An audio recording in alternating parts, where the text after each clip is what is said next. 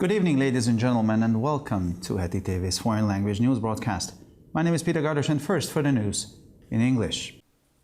Hungary voted against the resolution to designate the Temple Mount as a Muslim-only holy site, ignoring its significance in Judaism. The United States, which opposed the text, said it was a real and serious concern that the text on the site, which is considered holy to all three religions, lacks inclusive language, reports the Jerusalem Post. The UN General Assembly passed by 129 against 11 votes a resolution denying the Temple Mount's Jewish affiliation and referring to it exclusively by its Muslim name, Al-Haram al-Sharif. The text, dubbed the Jerusalem Resolution, is part of the Palestinian Authorities and Arab states' effort to rename the holiest site of Judaism as an exclusively Islamic site within the UN institutional framework. Israeli Defense Forces officials have expressed strong opposition to the acquisition of Israeli telecommunications satellite operator Spacecom by the Hungarian telecommunications company 4iG. The company has signed a letter of intent with 4iG to acquire 51% of Spacecom. The Defense Ministry's management considers the satellite company to be of strategic importance and should not be ceded to foreigners. The Defense Ministry is concerned about the deal because Spacecom also provides services to government ministries and various security agencies and is therefore seen as a strategic security asset. Israel would be vulnerable if any of its secret and sensitive data were leaked to a third party. One security expert said that under a new directive, Israel will not allow foreigners to buy more than 20% of shares in companies declared to be of strategic importance. The United States, the European Union, Britain, Australia, Japan, and several other Western countries have issued a joint statement condemning the Taliban ruling Afghanistan for arbitrarily executing or abducting several members of the former Afghan security services to unknown locations, according to reports by several rights organizations, and demanding a swift investigation into these allegations. The joint statement was issued by the U.S. State Department. The signatories underlined that the alleged crimes are a serious violation of human rights and go against the Taliban's promise to spare former members of the Afghan armed forces after they came to power in August.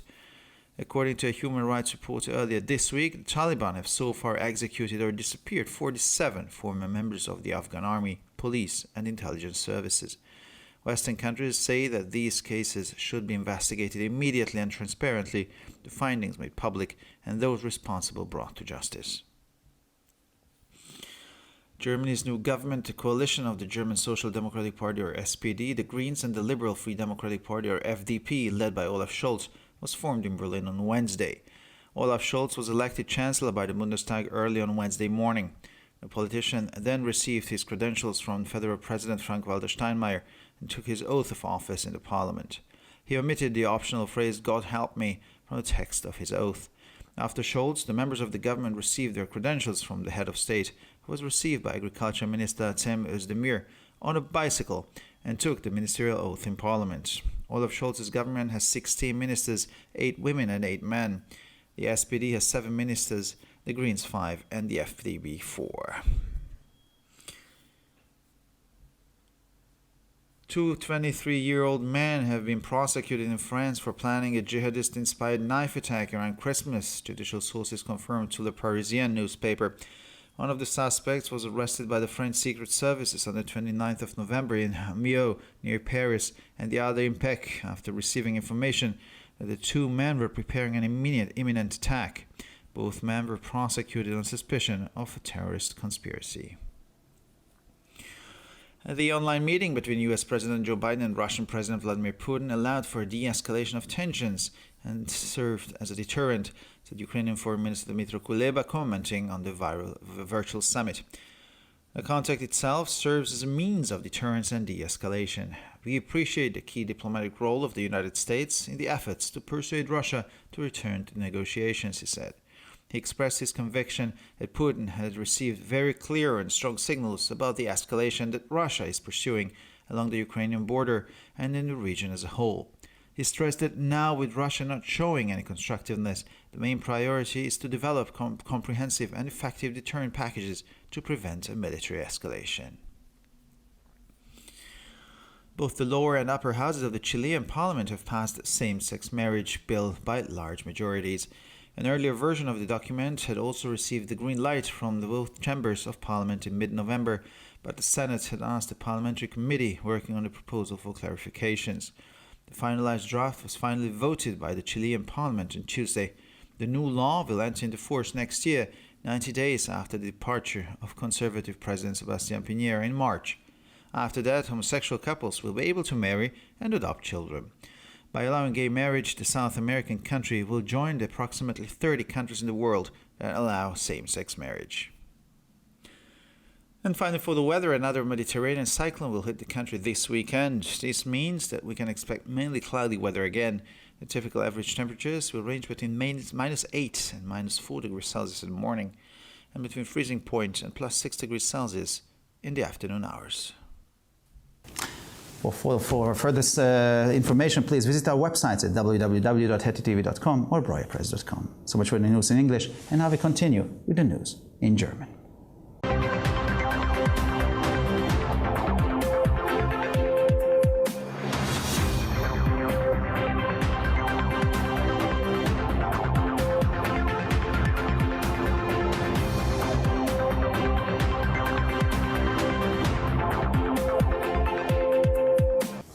Schönen guten Abend, liebe Zuschauer. Mein Name ist Peter Gardosch und nun zu den Nachrichten auf Deutsch. Ungarn hat gegen die Resolution gestimmt, die den Tempelberg zu einer rein muslimischen heiligen Stätte erklärt und damit seine Bedeutung im Judentum ignoriert. Die Vereinigten Staaten, die den Text ablehnten, erklärten, es sei eine echte und ernsthafte Sorge, dass der Text über die Stätte, die allen 3 Religionen als heilig gilt, keine integrative Sprache enthalte, berichtete die Jerusalem Post. Die UN-Generalversammlung verabschiedete mit 129 gegen 11 Stimmen eine Resolution, in der die jüdische Zugehörigkeit des Tempelbergs geleugnet und ausschließlich mit seinem muslimischen Namen Al-Haram al-Sharif bezeichnet wird. Der als Jerusalem-Resolution bezeichnete Text ist Teil der Bemühungen der palästinensischen Autonomiebehörde und arabischer Staaten, die heiligste Stätte des Judentums im institutionellen Rahmen der UNO in eine ausschließlich islamische Stätte umzubenennen. Beamte der israelischen Verteidigungskräfte haben sich entschieden gegen die Übernahme des israelischen Kommunikationssatellitenbetreibers Spacecom durch das ungarische Telekommunikationsunternehmen 4IG ausgesprochen. Das Unternehmen hatte eine Absichtserklärung mit 4IG unterzeichnet, um 51% von Spacecom zu erwerben. Die Leitung des Verteidigungsministeriums ist der Ansicht, dass das Satellitenunternehmen von strategischer Bedeutung ist und nicht an Ausländer abgetreten werden sollte. Das Verteidigungsministerium ist besorgt über das Geschäft, weil Spacecom auch Dienstleistungen für Ministerien und verschiedene Sicherheitsbehörden erbringt und daher als strategisches Sicherheitsgut angesehen wird. Israel wäre verwundbar, wenn diese geheimen und sensiblen Daten an Dritte weitergegeben würden. Ein Sicherheitsexperte sagte, dass Israel nach einer neuen Richtlinie Ausländern nicht erlauben wird, mehr als 20% der Anteile an Unternehmen zu erwerben, die als strategisch wichtig eingestuft werden. Die Vereinigten Staaten, die Europäische Union, Großbritannien, Australien, Japan und mehrere andere westliche Länder haben eine gemeinsame Erklärung abgegeben, in der sie die in Afghanistan herrschenden Taliban verurteilen, weil sie nach Berichten mehrerer Menschenrechtsorganisationen mehrere Mitglieder der früheren afghanischen Sicherheitsdienste willkürlich hingerichtet oder an unbekannte Orte entführt haben und eine rasche Untersuchung dieser Vorwürfe fordern. Die gemeinsame Erklärung wurde vom US-Außenministerium herausgegeben. Die Unterzeichner betonen, dass die mutmaßlichen Verbrechen eine schwere Verletzung der Menschenrechte darstellen und im Widerspruch zu dem Versprechen der Taliban stehen, ehemalige Mitglieder der afghanischen Streitkräfte zu verschonen, nachdem sie im August die Macht übernommen hatten. Einem Menschenbericht zufolge von Anfang dieser Woche haben die Taliban bisher 47 ehemalige Angehörige der afghanischen Armee, Polizei und Geheimdienste hingerichtet oder verschwinden lassen.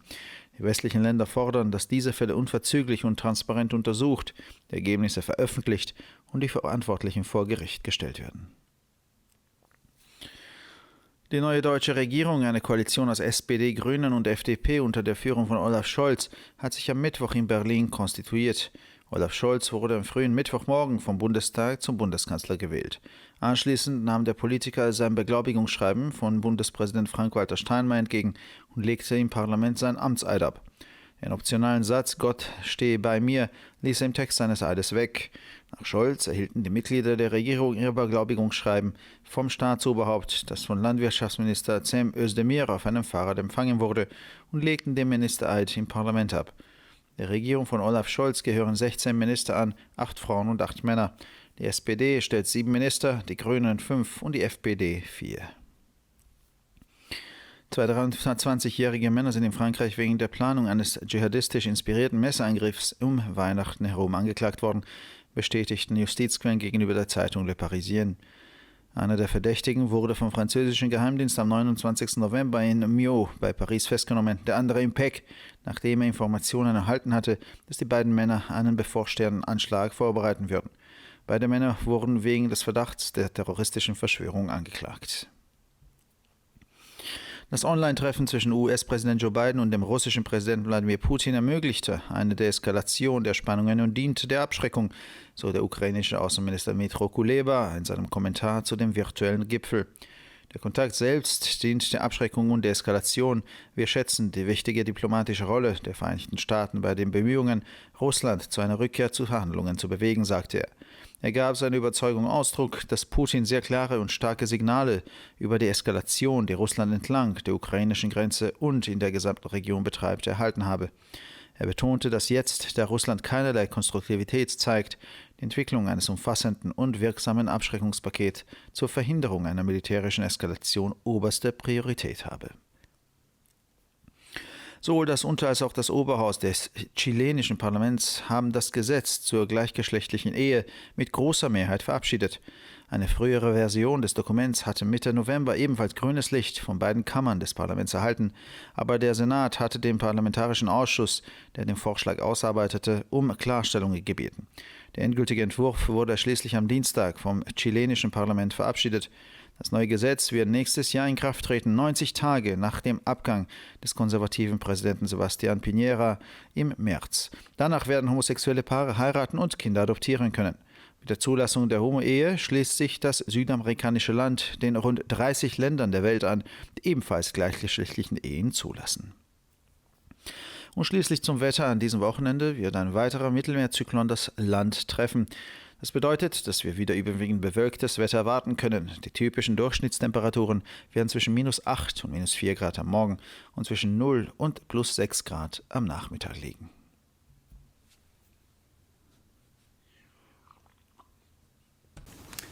Für weitere Nachrichten besichtigen Sie bitte unsere Webseiten www.hettitv.com sowie www.breuerpresse.com. Ich bedanke mich für die Aufmerksamkeit und nun zu den Nachrichten auf Französisch.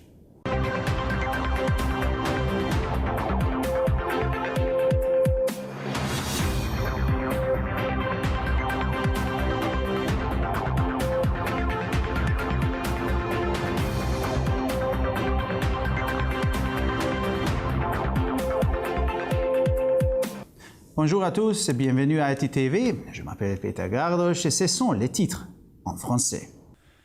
La Hongrie a voté non à une résolution qualifiant le mont du Temple de lieu saint exclusivement musulman et ignorant l'importance de ces lieux dans le judaïsme.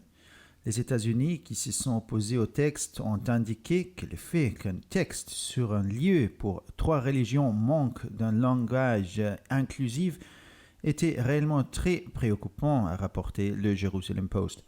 En effet, une résolution qui nie le lien entre le mont du Temple et les Juifs et qui désigne ces monuments uniquement par son nom musulman Haram al-Sharif a été adoptée par l'Assemblée générale des Nations unies par 129 votes pour et 11 votes contre.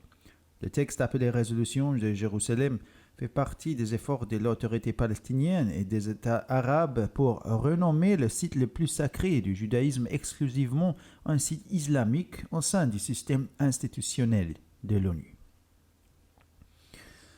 Les responsables des forces de défense israéliennes ont exprimé leur inquiétude par rapport à une acquisition éventuelle de la société israélienne Spacecom, exploitant des satellites de télécommunications, par la société de télécommunications hongroise 4IG. Spacecom a signé une lettre d'intention avec 4IG sur le rachat de 51% de ses participations. La direction du ministère de la Défense considère que la société de satellites est d'importance stratégique et ne doit pas être cédée à des étrangers. Le ministère de la Défense s'inquiète de cet accord parce que Spacecom fournit également des services à différents ministères et agences de sécurité et de ce fait, elle est considérée comme un outil de sécurité stratégique. Si une donnée secrète ou sensible était divulguée à un tiers, Cela rendrait Israël vulnérable. Un expert en sécurité a indiqué que selon une nouvelle directive, Israël n'autoriserait pas des étrangers à acheter plus de 20% du capital des entreprises considérées comme revêtant d'une importance stratégique.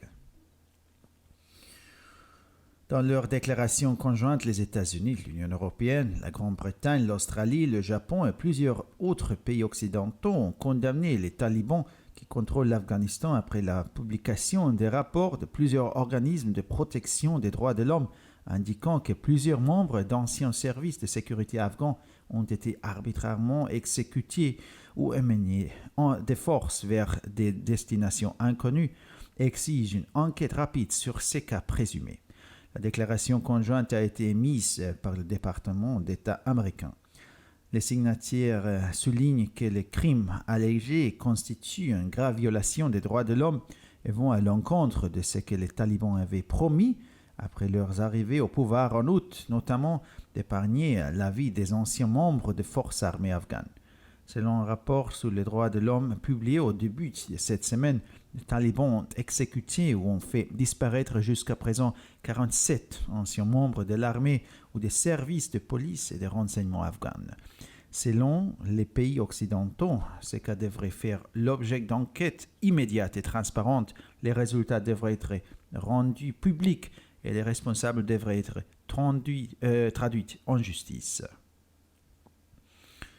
Mercredi à Berlin s'est formé le nouveau gouvernement d'Allemagne. Il s'agit d'une coalition du Parti social-démocrate allemand SPD, des Verts et du Parti libéral libre-démocrate FDP dirigé par Olaf Scholz. Au début de la matinée de mercredi, Olaf Scholz a été élu chancelier du Parlement fédéral du Bundestag. Le responsable politique a reçu ensuite sa lettre de mission auprès du président fédéral Frank-Walter Steinmeier, a été pris serment devant le Parlement. À la fin de son serment, il n'a pas prononcé la formule optionnelle que Dieu me vienne en aide. Après M. Scholz, les membres du gouvernement ont également reçu leur lettre de mission du chef de l'État. Le ministre de l'Agriculture, Sem Ozdemir, est arrivé à son bureau en vélo avant de prêter serment au Parlement. Le gouvernement d'Olaf Scholz compte 16 ministres, 8 femmes et 8 hommes. Les SPD a 7 ministres, les Verts 5 ministres et les FDP 4.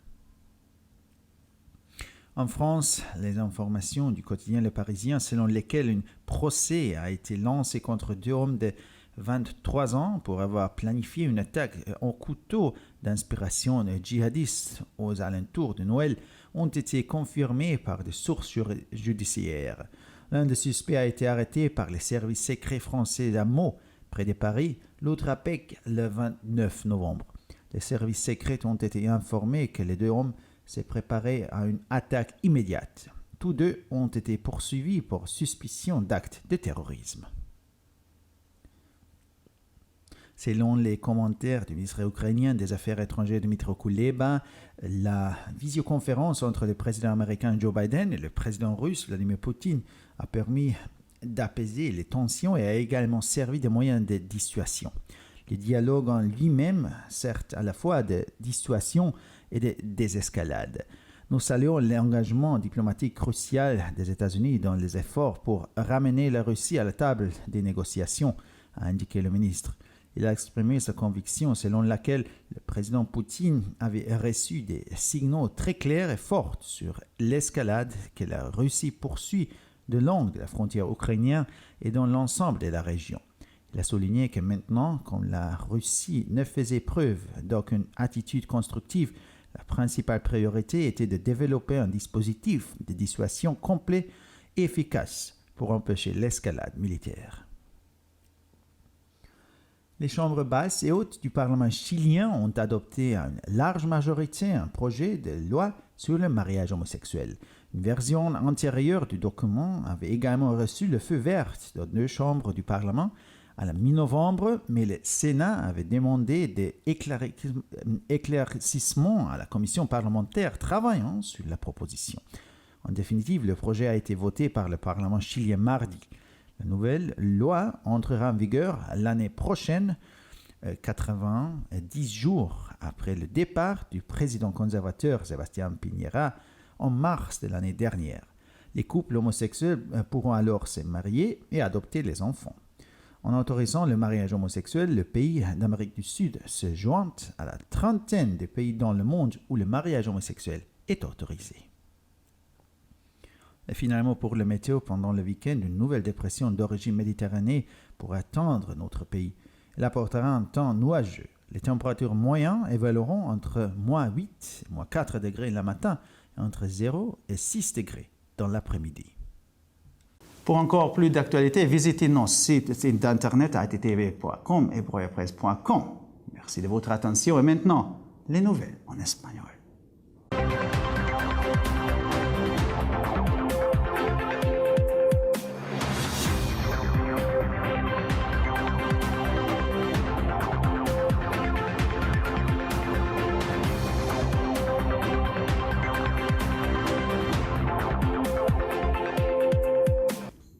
Buenas noches, damas y caballeros, y bienvenidos al programa de noticias en idiomas extranjeros de ETV. Mi nombre es Peter Gardos y estas son las noticias en español.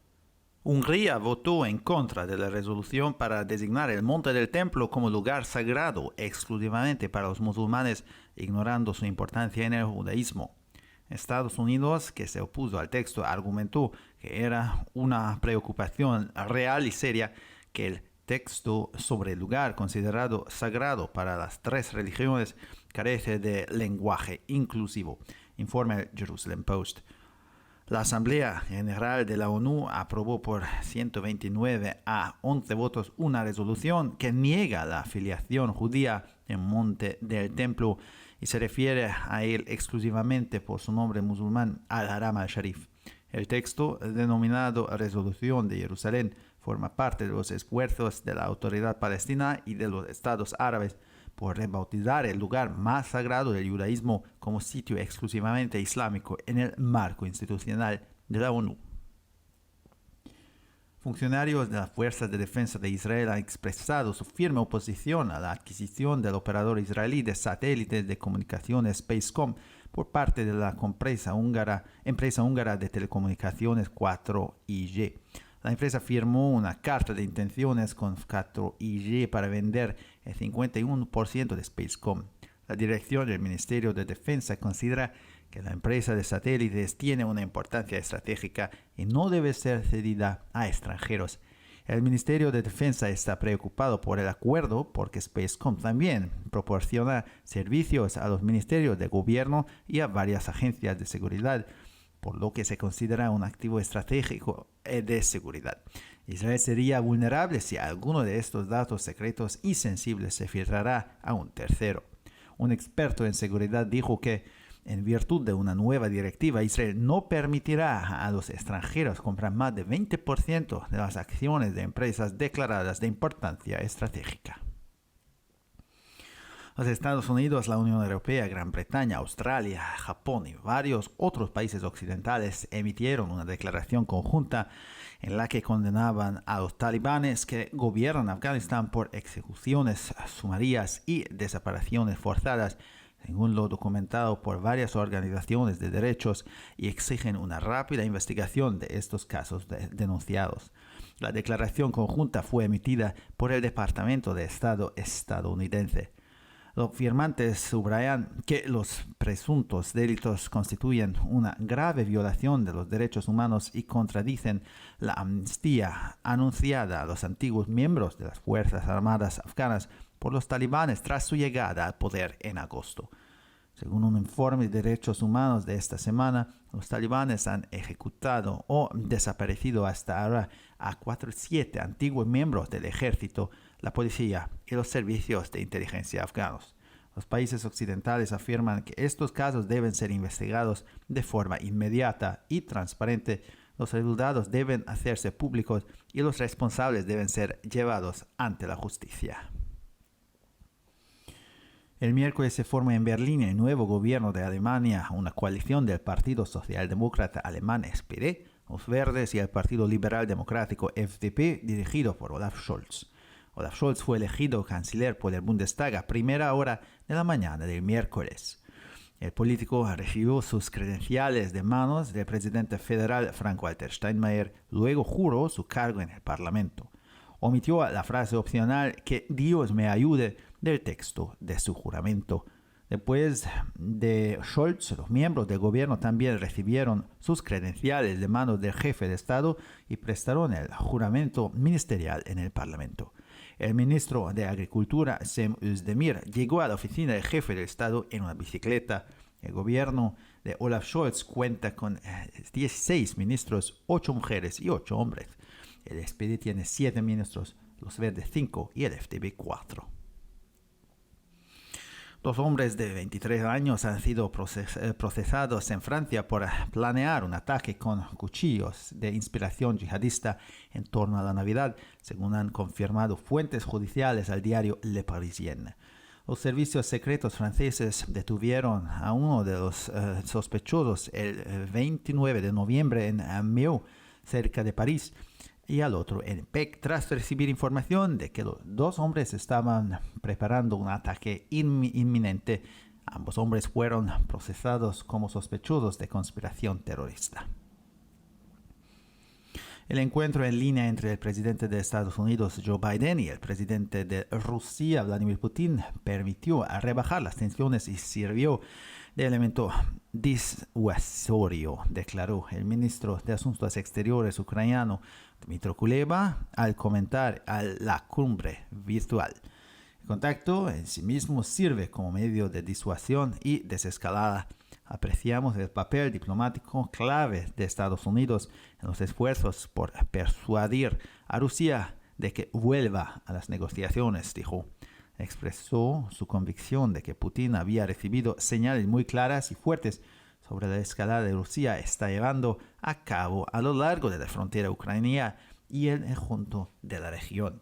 Subrayó que ahora que Rusia no se muestra constructiva, la principal prioridad es desarrollar un paquete disuasorio completo y eficaz para evitar la escalada militar.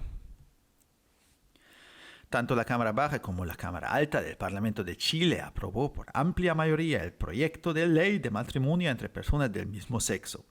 Una versión anterior del documento también había recibido luz verde de ambas cámaras del Parlamento a mediados de noviembre, pero el Senado había pedido aclaraciones a la comisión parlamentaria que trabajaba en la propuesta.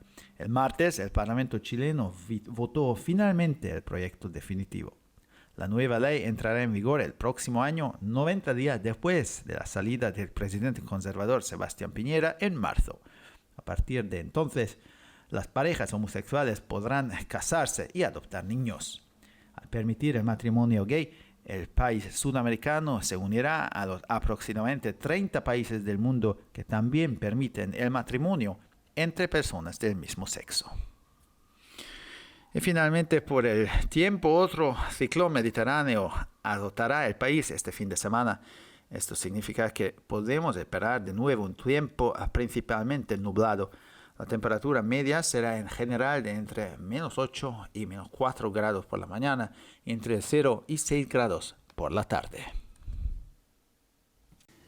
Para más noticias, visite nuestras páginas web www.ogtv.com o www.broyerpress.com. Muchas gracias por su atención y ahora seguimos con las noticias en hebreo.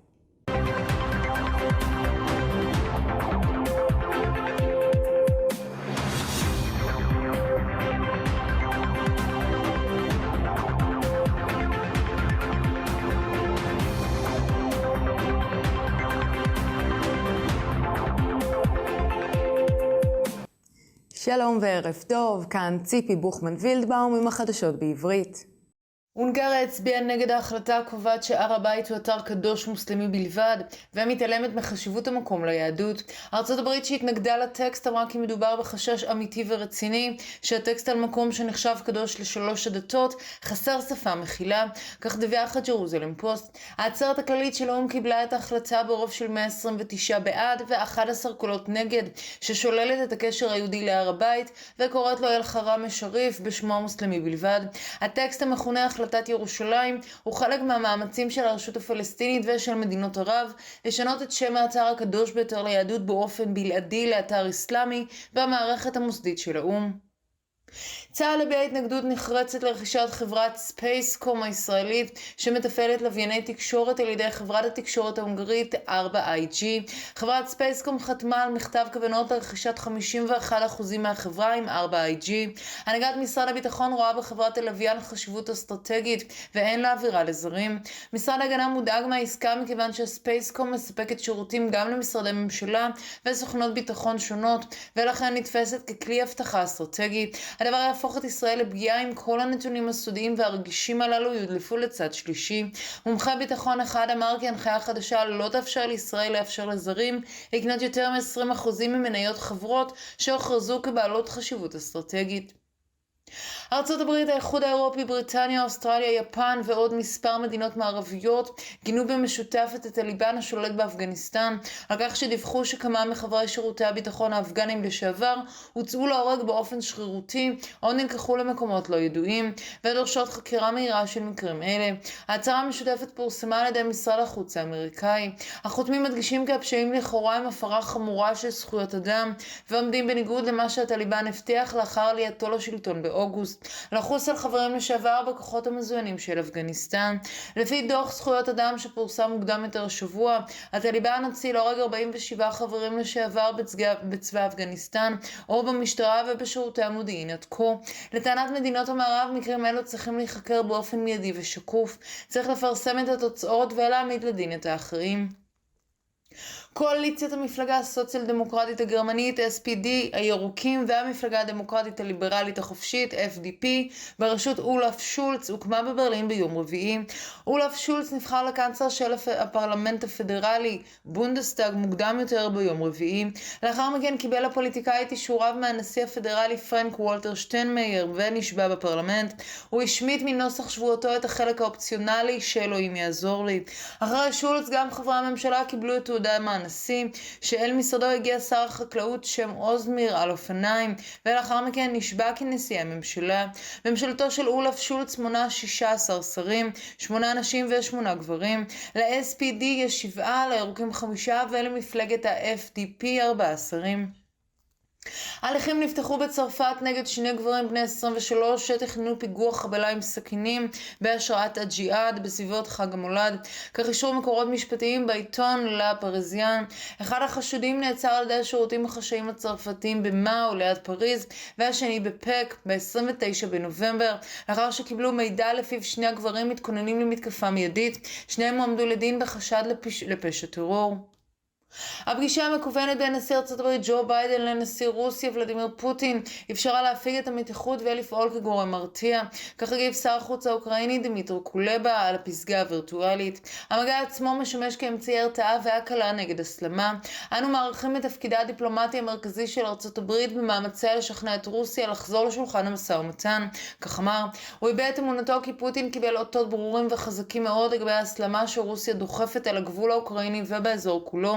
הוא הדגיש כי עכשיו כשרוסיה לא מראה שום צעד בונה, העדיפות העיקרית היא לפתח חבילת הרתעה מקיפה ויעילה למניעת הסלמה צבאית. גם הבית התחתון וגם הבית העליון של הפרלמנט הצ'יליאני העבירו ברוב גדול את הצעת החוק בנושא נישואים חד-מיניים. גם גרסה קודמת של המסמך קיבלה אור ירוק משני בתי הפרלמנט באמצע נובמבר, אך הסנאט עדיין ביקש הבהרות מהוועדה הפרלמנטרית שעבדה על ההצעה. הטיוטה הסופית עברה בסופו של דבר על ידי הפרלמנט הצ'יליאני ביום שלישי. החוק החדש ייכנס לתוקף בשנה הבאה, 90 יום לאחר עזיבתו של הנשיא השמרני סבסטיאן פיניירה במרץ. לאחר מכן זוגות הומוסקסואלים יוכלו להתחתן ולאמץ ילדים. בהתרת נישואי הומוסקסואלים המדינה הדרום-אמריקאית נכנסה לקבוצה של כ-30 מדינות בעולם שבהן מותרים נישואים חד-מיניים. ועכשיו נעבור לתחזית מזג האוויר. סופת ציקלון ים תיכונית נוספת תפגע בהונגריה בסוף השבוע. מסיבה זו ניתן להתכונן שוב למזג אוויר מעונן ביותר. הטמפרטורות חזויות לנוע בין -8 ל-4 מעלות בבוקר ובין 0 ל-6 מעלות אחר הצהריים.